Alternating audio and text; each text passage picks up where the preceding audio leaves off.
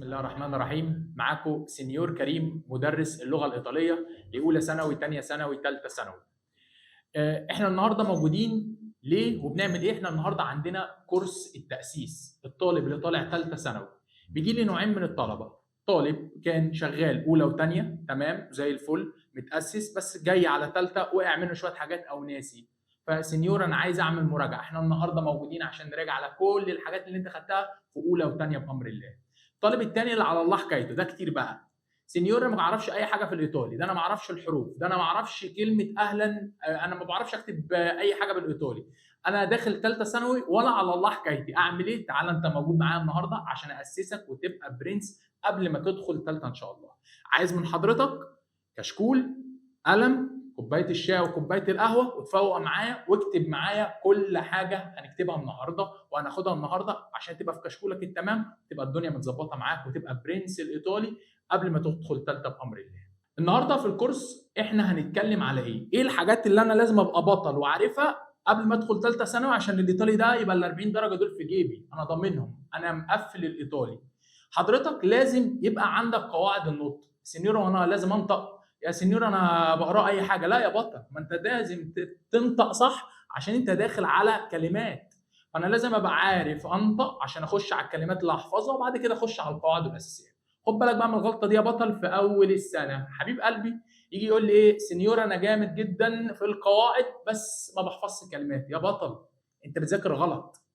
يا استاذه حضرتك بتذاكري غلط. حضرتك ماده الايطالي اللغه الثانيه في ثالثه ثانوي عايز اقول لك بنسبه 80 او 85% بتعتمد على الكلمات، و15% ارميهم خالص اخر حاجه على القواعد. فانا عايز اتكلم على قواعد النطق، انطق ايطالي ازاي، وابدا اطبق على الكلمات اللي لازم ابقى مذاكرها وعارفها قبل ما ادخل ثالثه ثانوي. يعني ما ينفعش تبقى انت في ثالثه ثانوي وتقول لي انا مش عارف الارقام. ازاي يا بطل؟ ده انت القطعه تجيلك اسئله او سؤالين او ثلاثه على الارقام. ما ينفعش ما تبقاش عارف الشهور في فصول السنه. هو ده الكلام اللي نتكلم عليه النهارده في اهم الكلمات.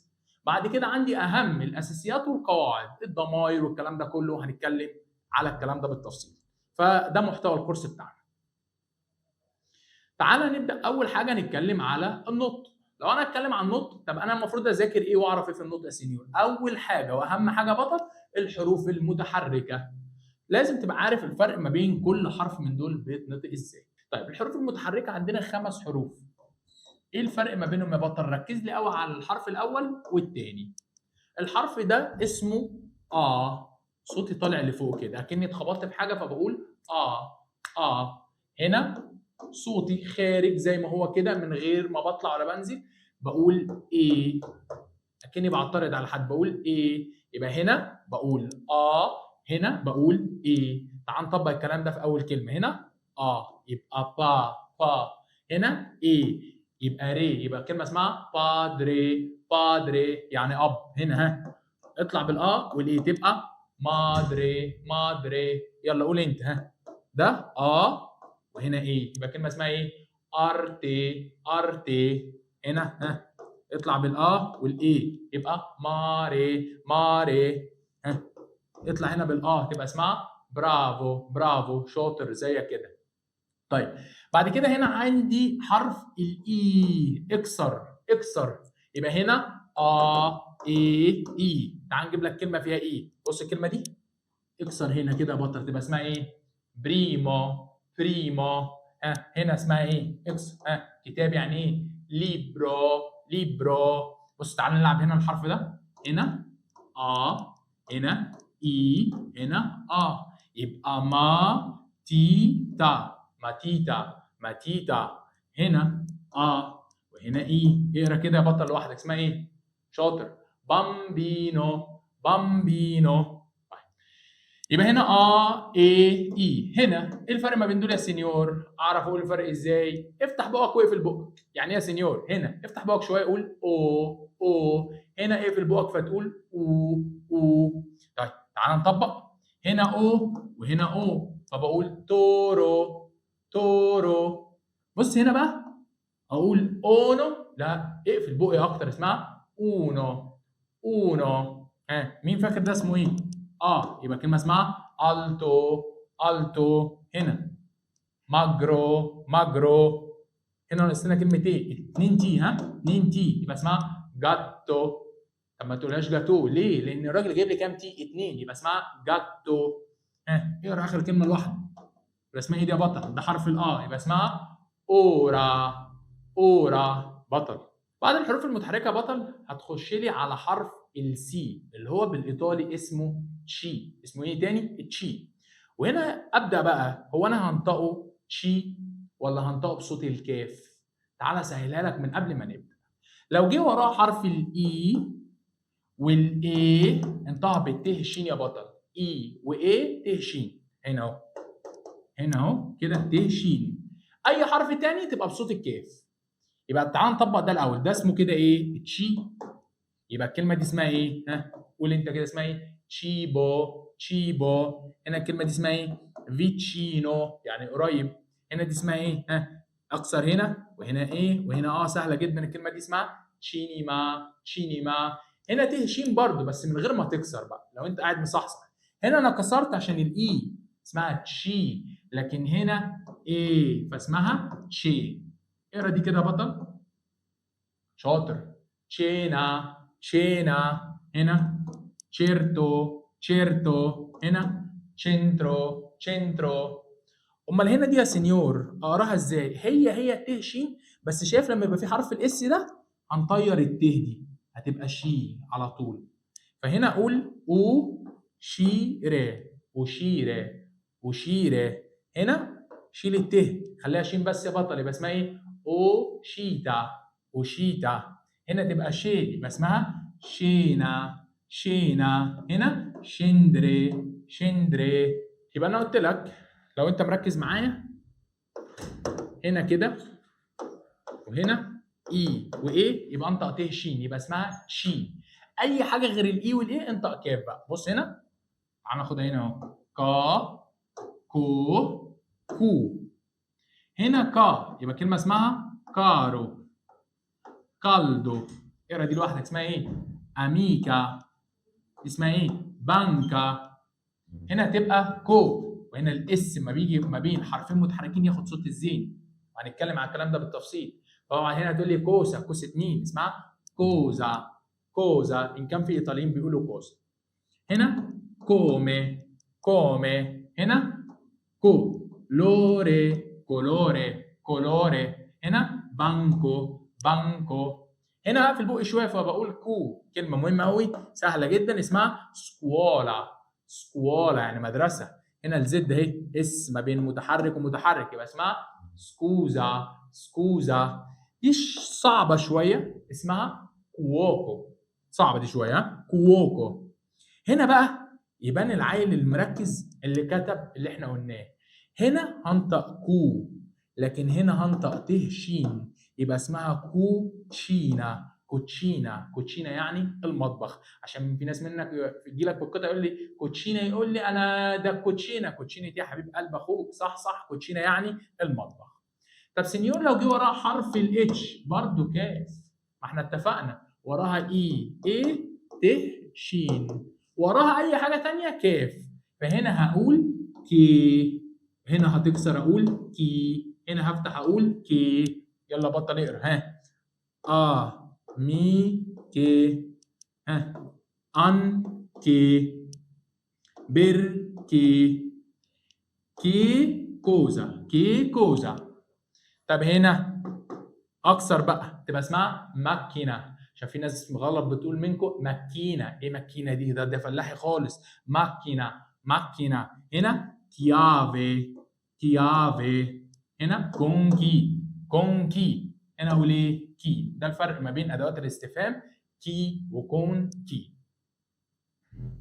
ده كده حرف السي اللي احنا بنقول عليه بالايطالي تشيو. عرفتك امتى تنطق ت شين بالاي والاي، والباقي كله انطقه بصوت الكاف. يبقى احنا كده اتكلمنا على الحروف المتحركه. تاني حاجه حرف الشي. اخر حرف عندي لازم تبقى تعرف تنطقه حلو قوي في الايطالي هو حرف الجي. وتعالى نشوف امتى اقول جي وعطشه وامتى اقولها بصوت الجيم. عطش لما يجي وراها اي واي. فانت كده لو فهمت ان هنا اقول جي. جي. هنا اقولها ايه؟ افتح بقى جي. جي. هنا جي تبقى جيرو. جيرو. باريجي. باريجي. اوجي اوجي. هنا في ناس منكم بتقول باجينا، لا اسمها باجينا. باجينا معناها صفحه. هنا اقول جي يبقى جيلاتو. هنا بروجيتو. العيال الشاطر واخد باله ان هنا في دوبيا يعني اتنين، ما اقولش بروجيتو، لا بروجيتو.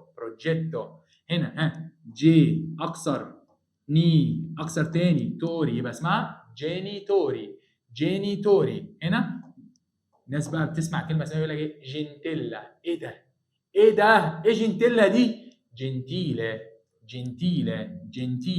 يعني جنتل ومهذب. يبقى انا هنا عندي جي والجي. هنا عطش، اي حاجه غير الاي والاي قولها بالجيم بقى. بص يا بطل، جو جا. اقرا معايا هنا جا، قلنا من شويه اسمها جاتو. هنا تتنطق ت س يبقى اسمها راجاتسو. ريجالو. هنا اقول اقول لونجو. نيجوتسيو. 2 ام يا بطل. قولها كده لوحدك دي، شاطر. جوما.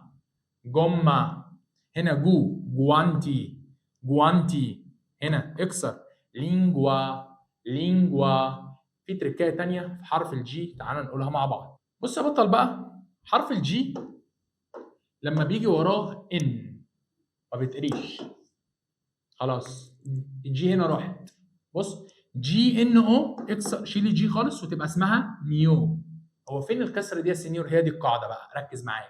جي ان، الجي ما بتتنطقش، ده اول حاجه، وتاني حاجه الان تكسرها. ما اقولش هنا نو، اقول نيو. طب اقرا كده الكلمه دي سهله خالص اهي. يبقى اسمها ايه؟ بانيو. الجي ما فيش خالص. هنا اهي نيو، يبقى اسمها كومبانيو. هنا سينيوري. هنا اقول ايه بقى؟ سبانيولو. يبقى الجي ان هنا الجي ما تتقريش. نفس الكلام هنا، بس الفرق ان هنا قلت او فقلت نيو. هنا بقى اشيل الجي واكسر الان بس اطلع بالا، يبقى اسمها نيا. اقرا معايا كده، لافانيا. كامبانيا. مونتانيا. اقرا الاخيره دي مهمه. يا بطل، انسينيانتي. معايا، انسينيانتي. امتى الجي ما تتقريش تاني؟ الجي لو جه وراها اي، خلاص مش موجوده كده. هتلاقي في كلمه مشهوره قوي اسمها فامي، شيل الجي على طول، اسمها فاميليا. هنا فيليو. هنا جت قبل كده في ثالثه ثانوي في القطعه الكلمه دي اسمها بيليتو. اقرا كده اسمها ايه؟ مليوري يعني افضل حاجه، احسن حاجه.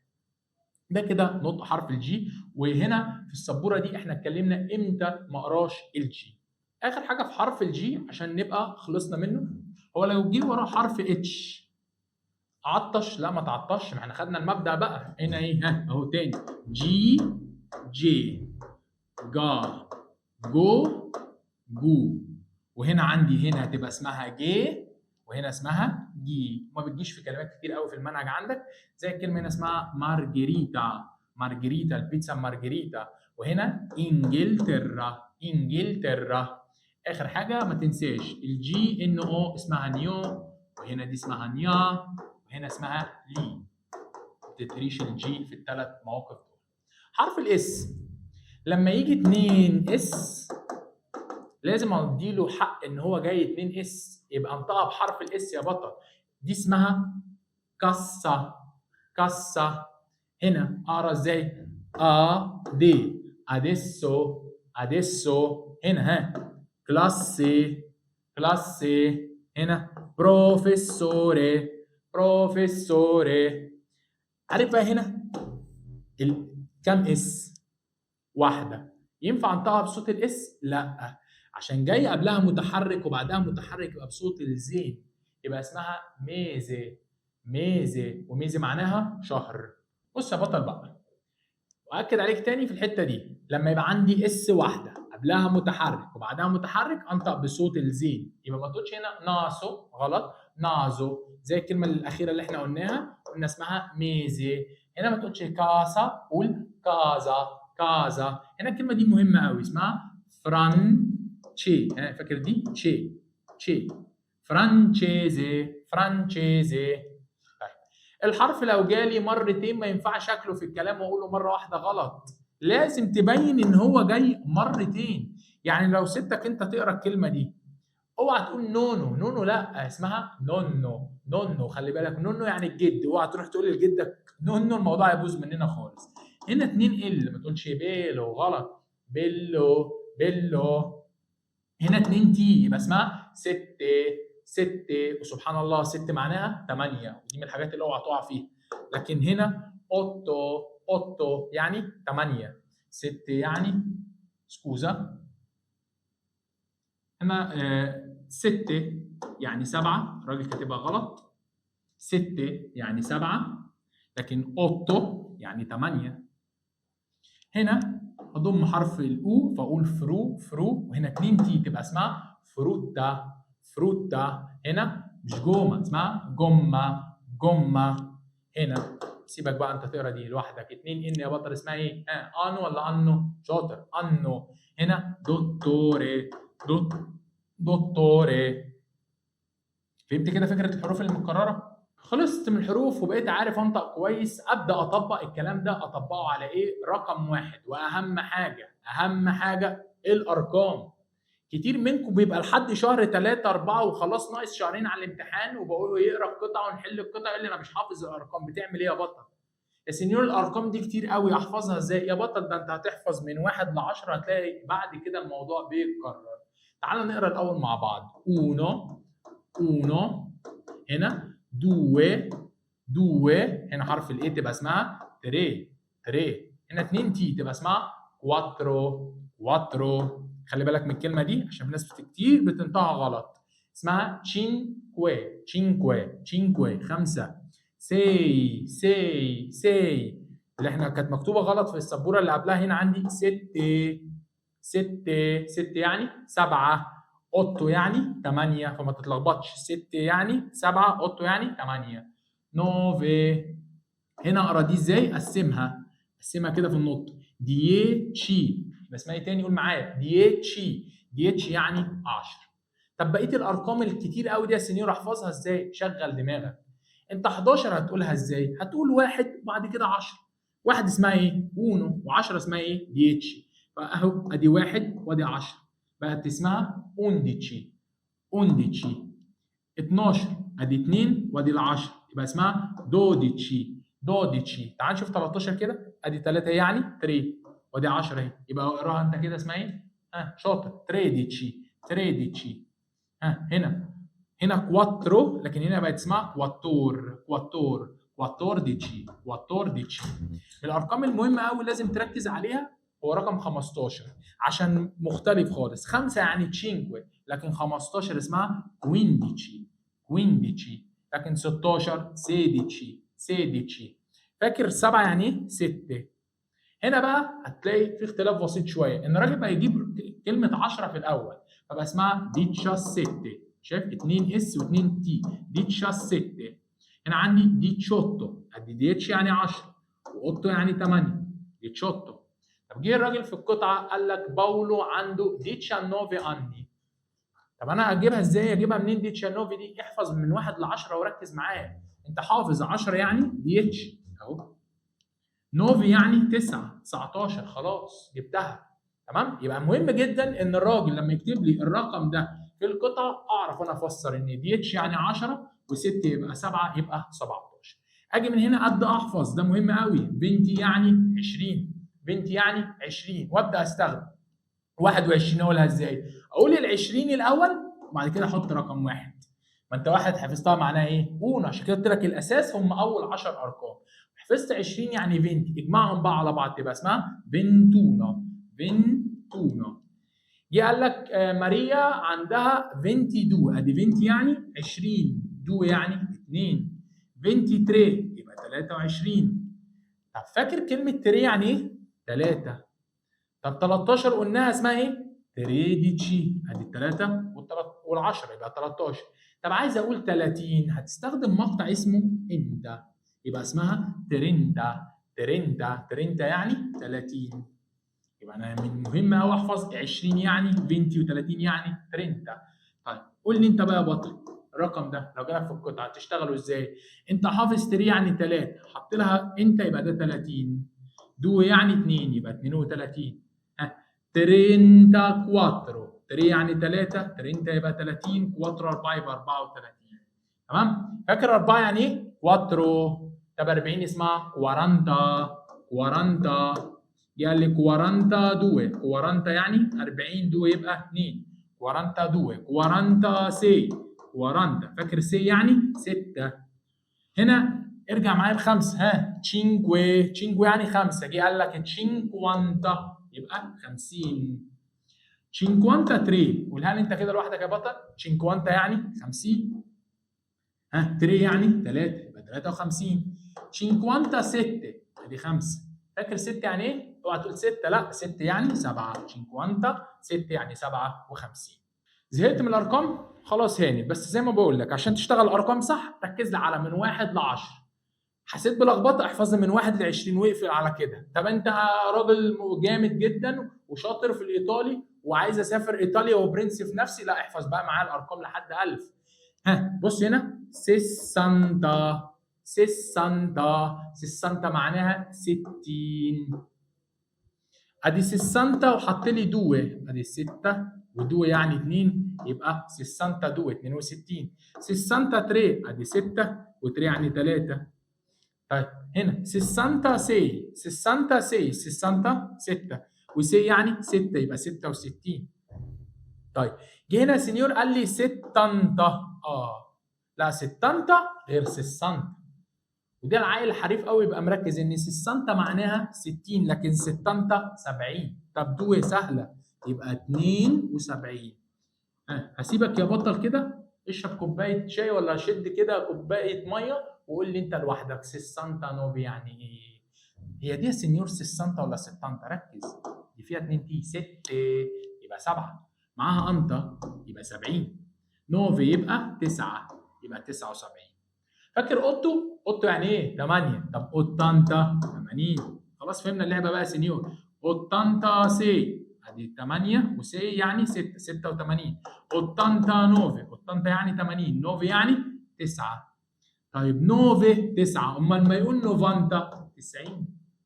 وخلاص انت فهمت اللعبه، انت بقيت اشطر مني في الارقام. نوفانتا 2 92. نوفانتا 3 93. اوعى تفتكر ان انا ابقى شاطر في الايطالي من غير الارقام، لا احفظ ارقامك. مش ربنا يكرمك وتسافر عايز تعد اليوروهات ياض وعايز تعد الدولارات، ما لازم تبقى حافظ الارقام، صح ولا ايه؟ هنا عندي رقم اسمه 100 1000 حتى عندنا حاجه بالايطالي اسمها جراتسي ميل. جراتسي ميل يعني 1000 شكر. سينيور انا راجل جامد جدا وبقيت عارف انطق بالايطالي كويس وعرفت اعرف حروف متحركه وسي والجي وبقيت برنس في الارقام. احفظ ايه تاني؟ ادوات الاستفهام.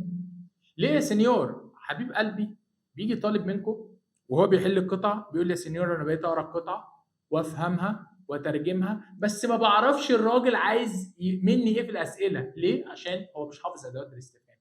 تيجي واحده تقول لي سينيور انا ما بعرفش احل الايميل. طب حضرتك حافظه ادوات الاستفهام؟ تقول لي لا اصل انا ما بحبهاش. ازاي هتحل الايميل وانت مش حافظ ادوات الاستفهام؟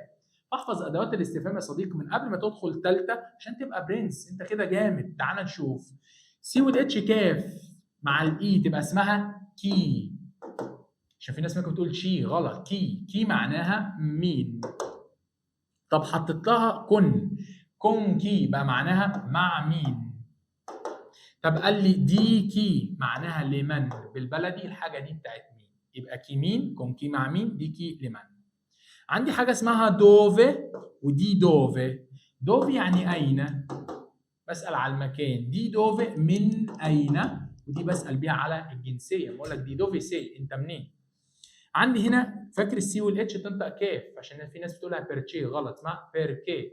بيركي، وافتكر بيركي يعني ليه؟ لماذا؟ طيب تعالى بص معايا هنا على ادوات استفهام ثانيه عندي اسمها كينيديتشي. دي بقى العيال الصايع اللي مذاكر قوي يجيب ايه الادوات اللي هي الصعبه اللي ما بتجيش كتير، اسمها كينيديتشي. كينيديتشي وحاجه اسمها تيفا معناها ما رايك فيه. ما اجي اقول لك كينيديتشي دي فينيري كون مي ستاسيرا، ايه رايك تيجي معايا النهارده؟ تيفا دي انداري على السينما ستاسيرا، مناسب معاك؟ هل جاي معاك انك تيجي معايا السينما؟ وهكذا. عندك حاجه اسمها دا كوانتو تيمبو. دا كوانتو تيمبو، دا كوانتو تيمبو معناها منذ كم من الوقت. بالبلدي بتاعنا بقالك قد ايه؟ دا كوانتو تيمبو سي ان ايطاليا، بقالك قد ايه هنا في ايطاليا؟ هنا عندي حاجه اسمها كواندو، وهنا حاجه اسمها اكي اورا.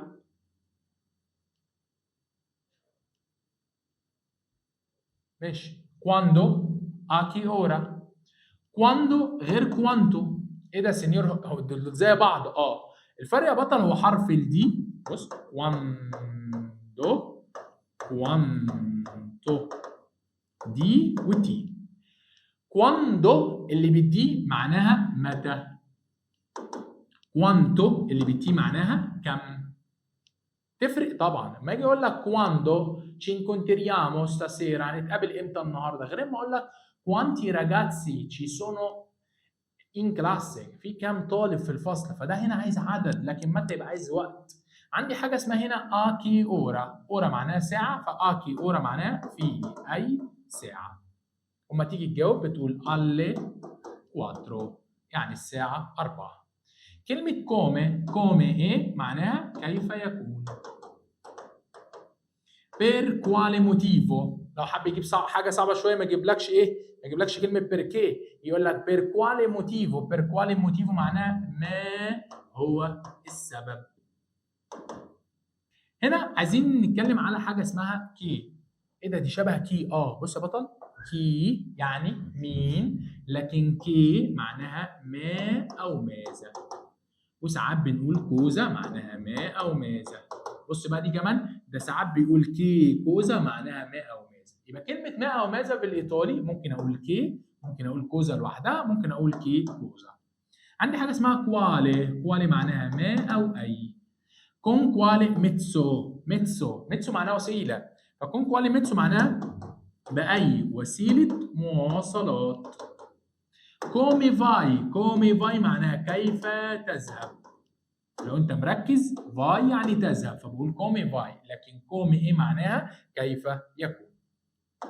سنيور انا بقيت جامد في الارقام، بقيت جامد في ادوات الاستفهام، ادخل عليه تاني. الشهور يا بطل، شهور. شهور سهله، مش هتاخد منك وقت قوي زي الارقام وادوات الاستفهام، لان هي شبه العربي بتاعنا. يعني لو جيت قبل ما نقرا خالص قلت لك اقرا لي كده اسمه ايه ده، اكتوبر. شهر ايه؟ اكتوبر. سهله، مش هياخد مني وقت. يلا اقرا معايا. جنايو، جنايو يناير. فبرايو، فبرايو. هنا بالزد يبقى اسمها مارتسو، مارتسو مارس. ابريل، ابريل. ماجو، ماجو مايو. وده مهم وبيجي كتير قوي في القطعه. ماجو شهر 5. هنا لو حد كان مركز، دي اسمها نيو. نيو الجي مش هتتنطق، يبقى اسمها جونيو. جونيو، جونيو يعني يونيو. شهر 6 شهر العظماء. هنا الجي وراها الاي ما بتتقريش، يبقى اسمها لوليو. لوليو، يوليو. اغسطس سهل قوي. اغسطس. سبتمبر شهر ايه ده؟ سبتمبر، مهم بيجي كتير في الامتحان. اوتوبر، اكتوبر، واضح جدا. نوفمبر، نوفمبر.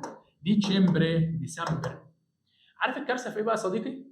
الكارثه ان في ناس ما تعرفش ان مارس شهر مارس ده شهر 3. بس ده انت كده عايز تروح الحضانه بقى، مش عايز كورس تاسيس. بعد ما تحفظ الشهور خش لي على حاجه اسمها ليستاجوني، فصول السنه. ايه ده؟ هي فصول السنه بتيجي في القطع؟ ده بيجي سؤال صايع قوي. يجي يقول لك والله هو احنا عملنا حاجه مثلا في شهر 7 او شهر 8، هو احنا كده رحنا في ايطاليا في شهر اغسطو، فاحنا رحنا في فصل ايه؟ فلازم تبقى حافظ الفصول، وبالاهم والاخص اول واحده ستاتي يعني الصيف. خلي بالك الكلمه دي مؤنث من الكلمات الشاذه. بريمافيرا الربيع، اوتونو الخريف، انفيرنو الشتاء. يبقى تخلص الشهور معاهم فصول السنه. اخر حاجه يا بطل، انا عارف ان انت بتزهق من الكلمات وحفظ الكلمات، افراد العيله. هيجي لك دايما قطعه في ثالثه ثانوي، قطعه عليها 6 اسئله، ده مش قطعه واحده، ده قطعتين، لازم في قطعه منهم الراجل يقعد يلعب معاك بافراد العائله، بابا وماما والكلام ده كله. فلازم تبقى عارف ان بادري يعني اب، مادري يعني ام، فراتيلو يعني اخ، سوريلا يعني اخت. هنا الجي ما بتتقريش فاسمها فيليو ابن، هنا فيليا ابنه. هي في اختلاف لازم تبقى عارف، وهنتكلم على الكلام ده بعد شويه، ان الاو بتاعت المفرد المذكر، مفرد مؤنث. هنا زيو يعني عم، كوجينو ابن العم. طب الخال، زيو معناها عم وخال. نونو يعني الجد، نونا يعني الجده، ما تنساش دول عشان مهمين. ماريتو يعني الزوج، موليه الزوجه ربنا يكرمها، نيبوتي يعني حفيد، والكلمه دي مفرد مذكر او مفرد مؤنث. من الحاجات اللي بتيجي كتير قوي في الامتحان زيو وكوجينو وفيليو، لان اغلبكم بيبقى عارف بادري ومادري وفراتيلو وسوريلا، فهو الراجل بيلعب على الكلمات اللي انت ما بتبقاش حافظها قوي. تعال نشوف تريكايه صغيره هنا. هنا الراجل ساعات يجي يقول لي كلمه ايمياي، مثال كده يا سينيور، تعال نبص على المثال ده. ستاسيرا ايو فادو al cinema con i miei. ستاسيرا معناها النهارده بالليل، ايو فادو انا اذهب، رايح فين؟ السينما. كون معناها مع. ايه الكلمه دي يا سينيور؟ ايه مياي دي؟ كلمه مياي يا بطل معناها الوالدين، يبقى كده معناها الوالدين، انا رايح النهارده السينما مع بابايا ومامتي. عندي كلمتين هنا مش عايزك تتلخبط فيهم، في فرق ما بين الجينيتوري والبارنتي. اميي اللي هم الوالدين هم دول اي جينيتوري، اكتب عندك الحته دي واوعى تقع منك. جينيتوري اللي هم الوالدين اللي بقول عليهم اميي. في ناس منكم هنا بتاخد الكلمه دي شبه الانجليزي، يقول لك بارنتي يعني الوالدين، غلطه اوعى تقع فيها. بارنتي بالايطالي معناها الاقارب. تعال نبص كده ونشوف الفرق ما بين الجمله دي والجمله دي. هنا انا رحت السينما كون ميو كوجينو، هنا انا رحت السينما مع امياي. فما اقول لك مع امياي يبقى انا رحت مع الوالدين اللي هم الجينيتوري، لكن هنا انا رحت السينما مع ميو كوجينو. ايه كوجينو؟ الكلمه اللي انا قلت لك عليها مهمه، فاكر؟ كوجينو يعني ابن العم. فانا كده رحت مع مين؟ رحت مع حد من اي بارنتي. بارنتي معناها الاقارب، السنيور قال بارنتي معناها الاقارب. الواد ماريو ابيتا، ابيتا يعني يسكن، ان كامبانيا في الريف، مع مين؟ سو نونو. ايه نونو ده؟ نونو الجد. يبقى اجي اسالك هو ماريو قاعد مع الجينيتوري ولا البارنتي؟ لا مع جده، يبقى قاعد مع اي بارنتي. حته مهمه في افراد العائله، اوعى تقع منك يا بطل. كده يا بطل عشان تبقى ماشي صح، تبقى فاهم الكورس بتاعنا بيتكلم على ايه. اول حاجه انا علمتك النهارده ازاي تنطق ايطالي صح، وبعد ما تتعلم تنطق ايطالي صح تبدا تطبقه على اهم الكلمات اللي انت لازم تبقى داخل سنه ثالثه وعارفها. كلمات زي ايه؟ كلمات زي الارقام، كلمات زي افراد العيله، فصول السنه، الشهور، ادوات الاستفهام. 5 حاجات يا بطل لازم تبقى برنس فيهم قبل ما تدخل على الايطالي عشان تبقى جامد. امال دلوقتي اتكلمنا على ايه يا سينيور؟ هبدا اكلمك على اساسيات القواعد. خلصت النطق، خلصت الكلمات، فانا عايز اعرف القواعد. في ناس بتدخل سنه ثالثه وما تعرفش يعني ايه كلمه انا، يعني ايه انت. فانا موجود النهارده عشان اعرفك الكلام ده يا بطل، عشان الايطالي يبقى ماده سهله عليك تضمن ال 40 درجه باذن الله. تعالوا نتكلم على الضمائر. سمي الله معايا. بسم الله الرحمن الرحيم. عندي كلمه اسمها ايو، كلمه اسمها ايو، وايو معناها انا. هنا اكنك بتقول رقم 2 بالانجليزي اسمه تو معناها انت وانتي. هنا عشان تقرا صح اقفل بقك وطول النطق شويه، يبقى اسمها لوي. ولوي معناها هو. هنا اكنك بتقول لحد ليه واكسر بيه في الاخر، يبقى بقول ليه واكسر، يبقى اسمها لي معناها هي. ايه ده سنون انت كاتبها مرتين؟ لا مش كاتبها مرتين. هنا حرف ال كابيتال، فلما تتكتب حرف ال كابيتال بنستخدمها للاحترام. يعني هنا معناها حضرتك او حضرتك. لو انا بكلم حد كبير في السن، حد بكلمه بصيغه احترام، اقول له لي. طبعا ما بتبانش في النطق لكن تبان فين؟ في الكتابه. هنا نوي فيها حرف الان، افتكر تبدا بنون وتنتهي بنون، يبقى نوي يعني نحن. هنا فوي، فوي معناها انتم. اخر حاجه لورو يعني هم، لورو يعني هم. حفظت الكلام ده، ابدا اطبق على اول حاجه فعل معناه يكون، اسمه بالايطالي essere، وفعل التاني معناه يملك، اسمه avere. اشمعنى الفعلين دول؟ الفعلين دول من اهم الافعال عندنا في الايطالي، لان بنستخدمهم في المضارع وكمان بنستخدمهم في الماضي. فانا عايزك تبقى حافظ ان ايو، عايز اقول انا اكون، اقول ايو sono. انت تكون تبقى تو سي. طب هو يكون لوي ايه؟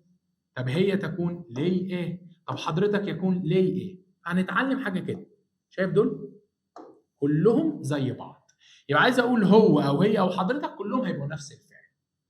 نوي عايز اقول نحن نكون، تبقى نوي سيامو، فوي سيete، فوي سيete، لورو سونو، زي ايه. يبقى قول معايا sono sei e siamo siete sono، sono sei e siamo siete sono، sono sei e siamo siete sono. الفعل اللي في حرف الاس ده معناه يكون. تدخل على الفعل الثاني مع ايو، اقول ايو او، ايو او. ايه ده؟ فين حرف الاتش؟ وايه الاتش ده؟ الاتش بالايطالي كحرف اسمه اكا. اه والله زي ما بقول لك كده اسمه اكا. طب ايه، انا ما قلتش اكا، لا ده اسم الحرف اكا، لكن هو ما بيتقريش ولا كأنه موجود، ما تشغلش بالك بيه. اول ما تشوف اعمل عليه اكس، افتكر البت الاكس بتاعتك اول حرف منها كان اتش، الغيها من حياتك. يبقى هنا اسمه ايه هنا؟ ايو او، ايو او. هنا اي. هنا عايز اقول هو يملك لوي هي لي حضرتك لي احنا قلنا خلاص بقى الثلاثه زي بعض. عايز اقول احنا عندنا نوي ابيامو، انتم فوي افيتي، هم يبقى لورو انو. مين انها بقى؟ الاتش ما بتقريش. يلا انا معايا او اي ابيامو افيتي انو، او اي ابيامو افيتي انو. ده فعل يملك، لكن ده فعل يكون. الافعال مهمه جدا جدا في الايطالي. طب انا عرفت يكون ويملك، فين باقي الافعال يا سنيور؟ هو انا هعيش بدول؟ لا، تعالى يا بطل بقى اقول لك باقي الافعال تشتغلها ازاي. ايو معناها انا، اخر حرف الاو، فاي فعل في الايطالي مع ايو هيبقى اخره. تعالى ناخد كده المثال اللي احنا قلناه. هنا سونو بالاو، هنا او بالاو، وهنا هنطبق على فعل تاني معناه يذهب. هنا عايز اقول انا اذهب، اقول ايو فادو. يبقى قاعده ثابته بالايطالي، اول ما الراجل يجيب لي ايو ادور على حاجه اخرها ايه؟ او. تو ادور على حاجه اخرها اي. بص سي اي، هنا اقول ايه؟ فاي. يبقى اول ما الراجل يجيب لي تو ادور على حاجه اخرها اي. طب لوي ويلي، دايما لو انت شغال معانا في اولى وثانيه كنت اقول لك ايه؟ لوي ويلي او ايه؟ لوي ويلي او ايه؟ يعني ايه او ايه؟ يعني في افعال هتلاقي اخرها زي فا، وساعات في افعال بيبقى اخرها ايه. طب سينيور هو ينفع يجيب لي الاثنين؟ لا يا حبيب قلبي، هو الفعل لا اما اخره لا اما اخره ايه. فتحفظ دايما لوي ويلي او ايه. والفعل ده بريندي معناه ياخذ، لكن الفعل اللي احنا شغالين عليه معناه يذهب. نوي لازم ابقى حافظ ان نوي دايما بختار مع حاجه اخرها يامو. بجد تعالى بص شوف، نوي سيامو، نوي ابيامو. بص فعل يذهب، نوي انديامو. يبقى الراجل كتب لي نوي اختار ايامو على طول. فوي اختار معاها حاجه اخرها تي. تي ساعات بتبقى تي اي تي اي تي، بس ما تشغلش بالك هي كلها تي. بص فوي سيتي افيتي انداتي. في واحد منكم قال انديتي صح؟ قلت انديتي غلط. بص يبقى انداتي. طب مع لورو اختار حاجه اخرها نو. بص هنا سونو انو، هنا اسمها فانو. يبقى الجزء ده بطبقه على كل الافعال. عايزك داخل في الايطالي حافظ الضمائر بتاعتك وعارف ايو اختار حاجه اخرها او، تو اي، لوي ويلي او ايه، نوي يام، فوي تي لورو نو. حافظ ده يا بطل؟ ده جامد، ده كده خلصت مضارع وماضي. والله العظيم زي ما بقول لك مضارع وماضي، والمستقبل هيبقى شبهه كمان. طيب ايه اللي احنا كنا قاعدين بنقوله في الافعال ده؟ السؤال بيجي عليه ازاي؟ تعال اقول لك يا بطل بيجي عليه ازاي. بص يا بطل، فاكر ايو معناه ايه؟ انا. لسه قايل لك بتختار معاها حاجه اخرها ايه؟ او. بص، فاي اخرها اي اشيلها، دي اخرها اشيلها. ايه ده؟ دول الاثنين اخرهم او؟ لا يا بطل، دي اخرها يامو لكن دي اخرها او. اللي اخرها او دي متصرفه مع ايو، اللي اخرها يامو فاكر متسجله مع ايه؟ شاطر؟ برنس. مركز. نوي. طب الراجل هنا كاتب لي مين؟ انا، بختار حاجه اخرها او، يبقى فادو. ايو فادو اروما، ايو فادو اروما يعني انا رايح روما. امال نوي بتاخد حاجه اخرها ايامو، يبقى انا هروح عند حاجه اخرها ايامو واختار، يبقى نوي ستوديامو. نوي ستوديامو الايطاليانو معناه احنا بندرس الايطالي زي ما احنا قاعدين بنتكلم دلوقتي. هسالك، يلا سيب لك انا السؤال ده، فكر كده فيه. لورو كان معناه يا بطل؟ هم. كانت بتاخد حاجه اخرها او ولا نو؟ نو. شاطر مركز. يبقى اختار حاجه اخرها نو، يبقى اسمها مانجانو. لورو مانجانو una pizza. loro mangiano una pizza معناها هم بياكلوا بيتزا. طيب تعالى بعد كده من الحاجات الاساسيات اللي انت لازم تبقى عارفها كلمه ايه وكلمه اد. ايه واد دي؟ ايه واد دي معناها و. سنيور انت لسه قايل من شويه ان هي معناها يكون. لا يا بطل، لا. انت كاتب في الكشكول بتاعك صح؟ اكتب هنا، اكتب عندك الفرق ما بين ايه اللي عليها شرطه وايه من غير الشرطه، واقول لك الشرطه دي بالايطالي معناها ايه بعد شويه. اللي عليها شرطه دي معناها يكون، اللي من غير شرطه هي دي اللي اكلمك عليها دلوقتي ومعناها و. خدت بالك من الفرق؟ تعالى طبق بقى معايا. هنا انا كاتب ايو، ايه ماريو. حاجه ابدا اقول لك هو ايه يعني ايه ايو ماريو؟ ايه معناها و. هنا الجمله بتقول انا وماريو، يبقى معناها نحن. طب هنا ده اد، ايه اد دي؟ و. ايه واد زي بعض، يبقى ماريو اد ايو معناها ماريو وانا، يبقى برضو نحن. ما هو بالعربي ما اقول انا وماريو نحن، انا وساره نحن، انا والسبوره دي نحن، انا والقلم ده نحن، يبقى القاعده بتقول انا زائد شخص بتساوي نحن. نحن يعني ايه يا بطل؟ نوي. نوي كانت بتاخد ايه يا بطل؟ ايامو. تعالى نطبق معايا هنا. ايو ايه لا فاميليا، انا والعيله، انا واي حد نحن يعني نوي. طب انا والجروب، وما خلاص يا سينيور ما احنا زهقنا. انا واي حد يعني نحن يعني نوي. نوي بتاخد حاجه اخرها ايامو. هنشوف الفرق يا بطل ما بين السؤال الاول والتاني.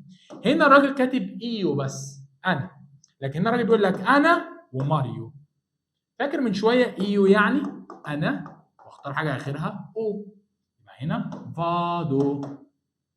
لكن هنا بقول انا بس ولا انا وماريو؟ انا وماريو، هو ده الفرق. انا واي حد نحن يعني نوي بتاخد يامو، يبقى انيامو. ما تنساش يا بطل ايه واد معناها و. طيب نفس المبدا اللي احنا شغالين عليه، ايه واد معناها و. فاكر تو معناها ايه يا بطل؟ شاطر. تو معناها انت. فالراجل هنا بيقول لي انت وباولو. انت واي حد معناها انتم. طب جه قال لي باولو وانت، ما هي نفس المعنى. انت وباولو انتم، باولو وانت انتم. انت واللا كلاس، انت والفصل انتم.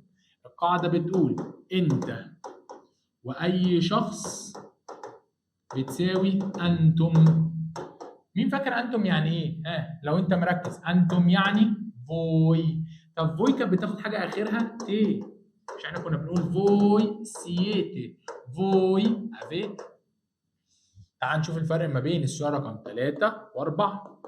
3 بيقول تو بس وسكت، يبقى معناها انت.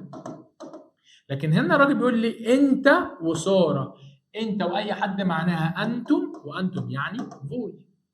طيب هي تو كانت بتاخد حاجه اخرها اي، يبقى تو سي. تو سي، تو سي. لكن تو ايه ساره، انت وساره، يبقى انتم.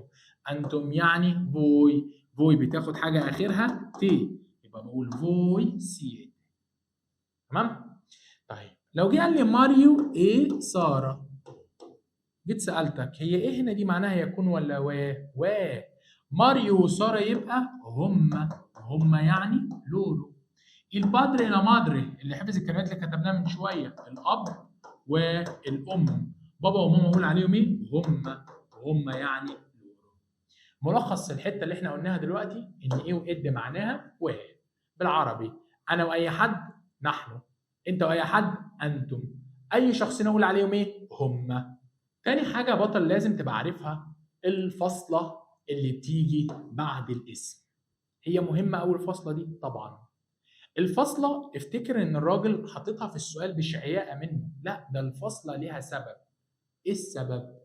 الفاصله الراجل عايز يعرفك ان الشخص ده قاعد قدامك وبتتكلم معاه، يبقى طول ما في فاصله الراجل بينبه عليه خلي بالك البني ادم ده قدامي وبتكلم معاه. مفيش فاصله يبقى الشخص ده غائب وبتكلم عنه.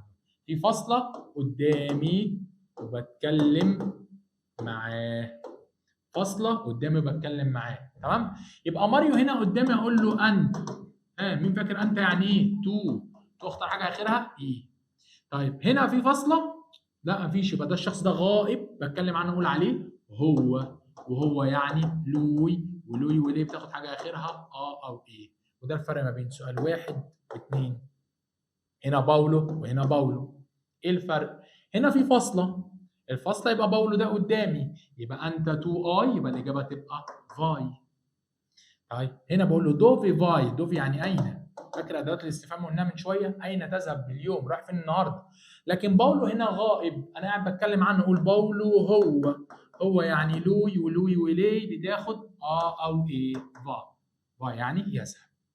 هسيب لك دي كده تفكر فيها لو انت كده فهمت. هل في فرق ما بين هنا وهنا؟ فرق فين؟ الفصل. الفاصله معناها شخص غائب ولا قدامي فاصله يعني قدامي. هنا ماريو وساره قدامي اقول انتم، وانتم يعني فوي بتاخد حاجه اخرها تي. لكن ماريو وساره هنا مفيش فاصله يبقى غائب اقول عليهم هما يعني لورو بتاخد نو. وده الفرق ما بين 3 و4.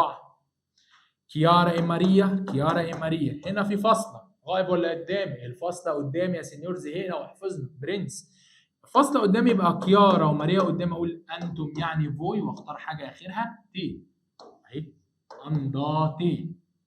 بقول لهم دوفي انداتي ستاسيرا، رايحين فين النهارده بالليل؟ لكن هنا هم غائب اقول عليهم وهم يعني لورو بتاخد حاجه اخرها نو يبقى فانو. يبقى هنا كل اللي عايز اقول لحضرتك ان الفاصله معناها ان الشخص ده قاعد قدامي. تعال نكتبها هنا على جنب كده، فاصله يبقى الشخص قدامي. ما دام الشخص قدامي اقول له انت او انتي او انتم. اخر حاجه اقول ايه؟ حضرتك. ده الفاصله. يبقى في فاصله يبقى الشخص ده قاعد قدامي اقول له انت او انتي او انتم لو مجموعه، او لو بكلم مع حد اقول له حضرتك. مفيش فاصله يبقى ده كده شخص غائب. برضه هتبقى 3 حاجات. غائب يعني بتكلم عنه اقول عليه هو، لو بنت اقول هي، لو مجموعه اقول ايه؟ هما. يبقى مفيش فاصله غائب هو وهي وهما. في فاصله يبقى انت انتم حضرتك. فهمت الفاصله يا بطل صح؟ تعال طبق معايا كده شويه حاجات لازم تبقى عارفها. اقرا كده الكلمه دي كلمه مهمه قوي عندي في الايطالي اسمها راجاتسي. ودي ما لهاش علاقه بكلمه جراتسي. الناس بيقول لك جراتسي هي راجاتسي، بتعمل ايه يا بطل؟ جراتسي يعني شكرا، راجاتسي يعني اولاد. لما تبقى اخرها ايه كده تبقى جمع مذكر. هنا اخرها ايه؟ تبقى جمع مؤنث. هتفرق معايا؟ هتفرق الحاجات دي بعدين.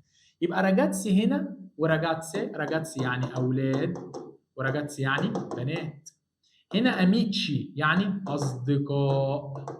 هنا السي والاتش كاف لو انت فاكر صديقات. فهمت؟ ده جمع مذكر لكن ده جمع ايه؟ مؤنث. ستودنتي طلاب، ستودنتس طالبات.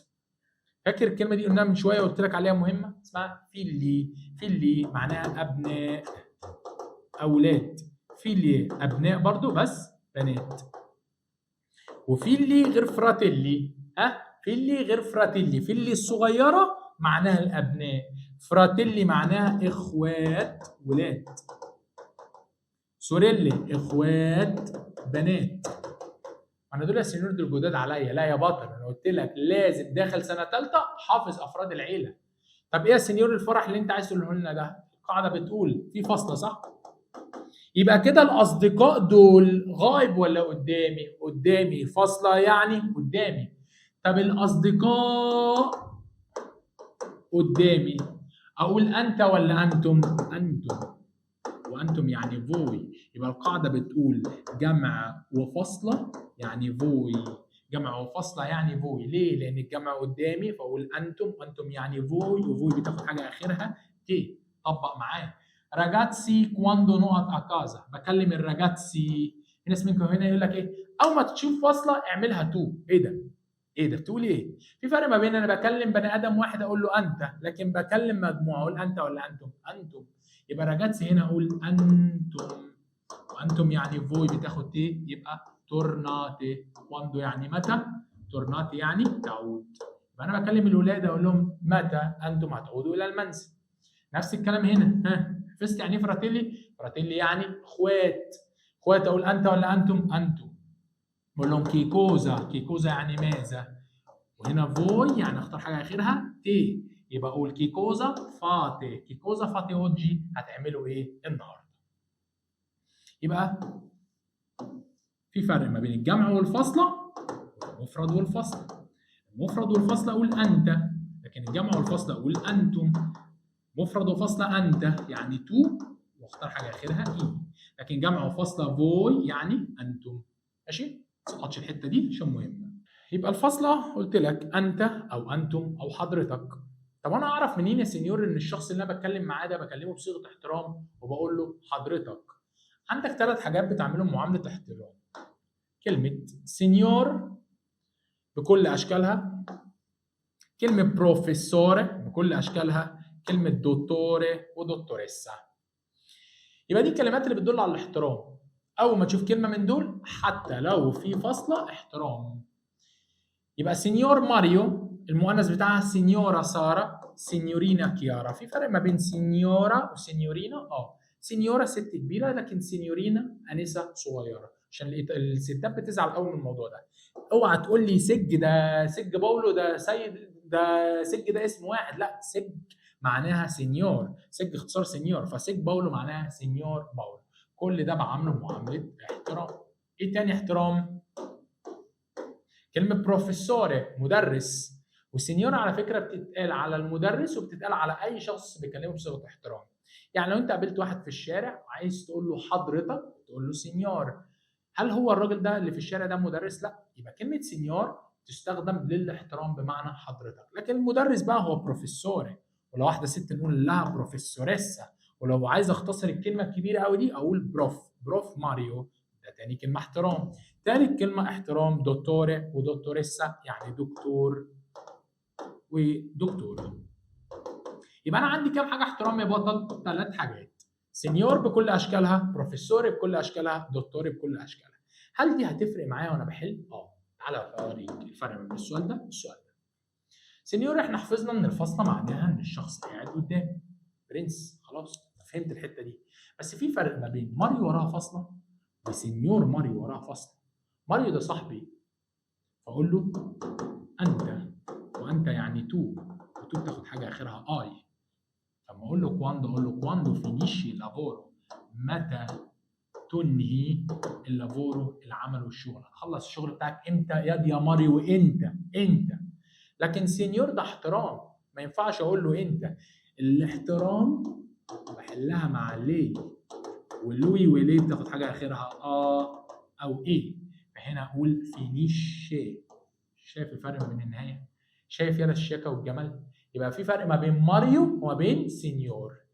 يبقى انا عندي دايما الاحترام ال3 حاجات قلت لك عليهم بيتعامل مع ليه، مع لوي وليه يختار حاجه اخرها او ايه. يجي يضحك عليك وصايع قوي يقول لك ماما وراها فاصله دوفي نقط اوجي، ويجي يقول لك فا ولا فاي. فكرة السؤال ده هو الراجل عايز يقول لك هو انت مع كلمة ماما هتعملها معاملة احترام ولا معاملة انت؟ وانتي. مع ماما وبابا مفيش احترام. والله زي ما بقول لك هم الايطاليين بيعملوا كده. كلمات الاحترام ايه؟ سينيور، سينيورا، بروفيسور، دكتور، 3 حاجات احترام. هل جبت لك سيره ماما وبابا؟ لا. لو جاب لك ماما وبابا كده ماما قدامي اقول لها انتي، وانتي يعني تو، حاجه اخرها ايه، يبقى دوفي فاي. طبعا انت هتسيب كل حاجه وتروح توري الحته دي لماما، فماما تشتمك وتشتم. اخر حاجه بطل. وقبل ما اقفل الحته دي، انا كده قلت لك ان كلمه ايه واد معناها وشرحت لك الفصله معناها الشخص قاعد قدامي فبقول له انت او انتم او حضرتك، ومفيش فاصله. لو مفيش فاصله يبقى الشخص ده غائب واقول عليه هو وهي. طب جاب لك سؤال زي ده، ولا في كلمه ايه ولا اد ولا فاصله ولا في حاجه انا عارفها. الراجل جايب لي كلمه ومعاها اداه. اسمع القاعده دي وطبقها دايما. الكلمه اللي معاها اداه، الغي الكلمه وركز على الاداه. قول تاني، الغي الكلمه وركز على الاداه. يبقى شيل لي كلمه فاميليا دي خالص، ولا عايز منها اي حاجه، انا عايز تركيزي على الاداه. الغي الكلمه وركز على الاداه. طب هعمل ايه بالاداه؟ الاداه هتشوفها مفرد ولا جمع، وانا عايزك في السبوره دي وفي الكشكول بتاعك تحفظ لي ادوات المفرد والجمع. حلو جدا. هيجي لنا كل دروس القواعد هقول لك ايه ادوات المفرد ايه ادوات الجمع، ما ينفعش تقع منك، لازم تبقى حافظهم كويس.